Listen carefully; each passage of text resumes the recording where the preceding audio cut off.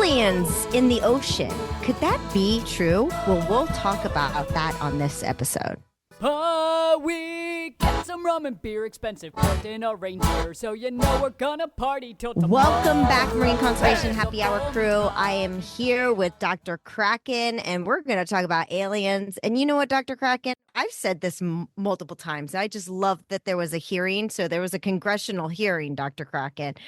And they said, "Where are the aliens?" And one of the gentlemen said, "In the ocean." I could have fallen over my seat. Do you know how many times we've talked about undersea creatures and how much I was telling you aliens are hiding in the ocean? I was like, Dr. Scarlett Smash is not a loony bin. Well, maybe, yes. Well, you maybe. Probably. Maybe. But I find this really, really interesting because think about it, Dr. Craken. We've talked about folklore, right? And lots of stories of living creatures that we've never seen come out of the sea, even them being in like human form or gods coming out of the sea. I mean, this might give some kind of historical proof that aliens were there. I mean, go ahead, Kraken.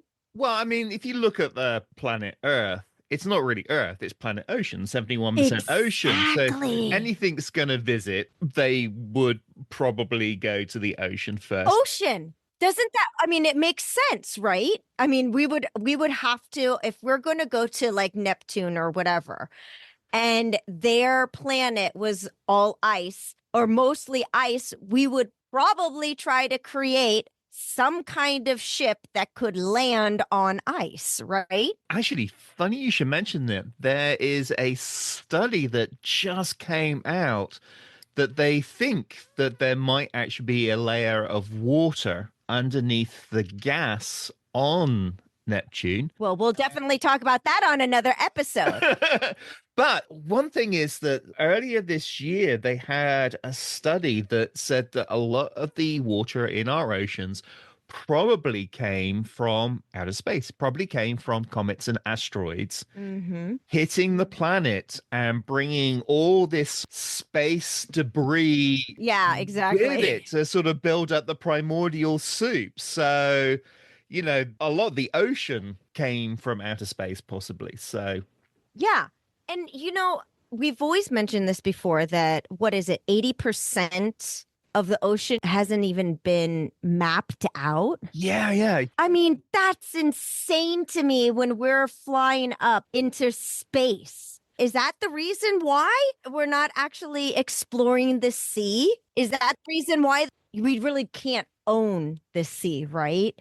It's international waters. A lot of it, yes. A lot of it is international waters. And even in our exclusive economic zone, which goes out to 200 nautical miles, we know hardly anything about it. And a big push to map the oceans was to find out what is in this exclusive economic zone. There could be all sorts of things down there. And a huge proportion of the ocean we haven't mapped properly, more than just skimming over the surface. And in terms of actually researching in detail on the bottom of the ocean, it's a tiny proportion. And we know the surface of the moon better than we know the depths of the ocean, let alone the volume of the ocean. But isn't that odd? Is that not odd to you that we can actually go out to space and we can farm and grow things in a spaceship? We live in space. Space station, yes. But you're trying to tell me that we couldn't have done that in our sea? No, I feel like it proves that either the government didn't want to fund it that much and they funded more of space, so then we couldn't explore deeper into the sea. Well, they're talking about going to Mars when there's so much of the ocean that's unexplored. It's crazy to me that Mars is intrinsically a really hostile environment. It doesn't have radiation belts like the Earth does. So you're just being bombarded with all this deadly radiation. There's no atmosphere. It's freezing cold. It's really inhospitable. And it's really hard to get there just on the travel to get there, which will take years and years and years. You're bombarded with potential meteorites and radiation, and it's super, super dangerous. Whereas there's all this ocean where we could be having underwater research stations, finding out, potentially new drugs, new species, all sorts of new things, new resources under the ocean, which we could use a lot less dangerously. It's a lot less expensive than going to Okay, but Mars. that's what I'm saying. If it was less expensive, why haven't we been doing it? It almost proves that maybe they are trying to keep us away from the sea. Well, a few of the explorations that we've done in the deep sea environment, as Andrew Taylor was telling us on a previous episode, ended up being funded because of the military, because it was like a sunken submarine, and that's how we found the Titanic. And, military activities basically funded finding of hydrothermal vents. Right. And the military knows where we can go without invading maybe aliens that are living next door. You know what I mean? To me, there's just too many possibilities. Dr. Craken, did you hear about that meteorite that was mentioned, the IM-1, that was calculated and they were confident that it had interstellar visitors on it? What? Because yes. So okay, I've gone down. You've gone down the rabbit hole. The rabbit hole, Down the man. rabbit The hole. rabbit hole. Because I had to figure out what was going on. And it's quite interesting that the scientist, Harvard scientist, okay, he was trying to submit a paper. And he was trying to prove that this one meteor in 2014, I believe, I'll have to double check that. Oh, yes, exactly. This meteorite came into our atmosphere January 9th, 2014. Okay. And it was over the Pacific Ocean at 3 a.m., which everyone knows woo-woo things happen at 3 a.m. Okay. Yeah, people strangely wake up. I always wake up at 3 a.m. because I need to go to the bathroom. Always. Oh, okay. Well, it's just like, what time is it? Oh, it's 3 a.m. Yeah. Or the cats wake up. But either way, it was like 3:05 a.m. And what was so interesting about this meteorite is that it didn't implode when it was coming into our atmosphere the way that other asteroids and shooting stars and things like that would kind of become dust and burn up, right? It didn't. And so when they found pieces of it, it was so hard. It was so hard, like metal, heavy metal. Mm-hmm. He was trying to prove, and he said he is 99.99% sure that it had interstellar visitors. Well, there was a long-standing theory from Fred Hoyle, a famous astronomer, about the idea of life on Earth starting because of asteroids bringing space materials into our oceans. And there are certainly clouds out there where they have identified chemicals like some of the bases that you find in DNA. Yeah. I mean, it makes sense. That they have found them in nebula clouds in space. So asteroid just going blah, blah, blah, blah, blah, gets this covering of this organic material from outer space and then lands in the ocean. In the ocean. Everything a bit of a kickstart. Yeah, exactly. And what really bothers me, Dr. Craken, because you and I experience this all the time, is peer reviews, trying to submit our scientific papers and having to go through peer reviews. And that, okay, so for the general public, when you want to prove something scientifically in the community, in the world, you must be peer reviewed by other scientists. Okay. It's like a roll of the die, right? You just get some random scientists that will read it and tell you if they like it or not, or dispute it and just say you're a jerk and they're just mean in anything. Sorry, there's so much anger coming up right now. Anyways, it's like drama. Okay. Anyways, point is, this gentleman, okay, that did all that research with the meteor, meteorite. Meteorite. I can't remember which one. Yeah. One is one which hits the planet. One is one that burns up in the atmosphere. So meteor, I think, is one that hits. Yeah. He sent his paper in and it was denied publication because all the people at the peer review said there's not enough evidence to support this. Hello, this might be the first evidence. Like, how can you do that?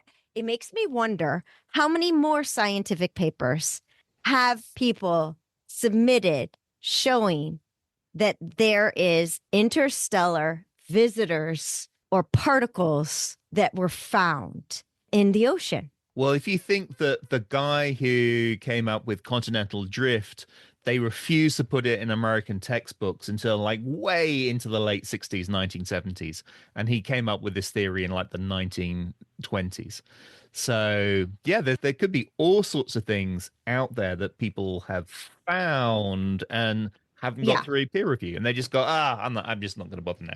I mean, my big thing is you have to have supportive evidence, right? Mm-hmm. In a peer review. How can you give supportive evidence if the government is trying to hold back any kind of proof that there are UFOs or UAPs? How is a scientist supposed to even submit a scientific paper, if that's the case? Well, we had enough issues trying to show the link between Navy sonar and whale strandings. So. Yes.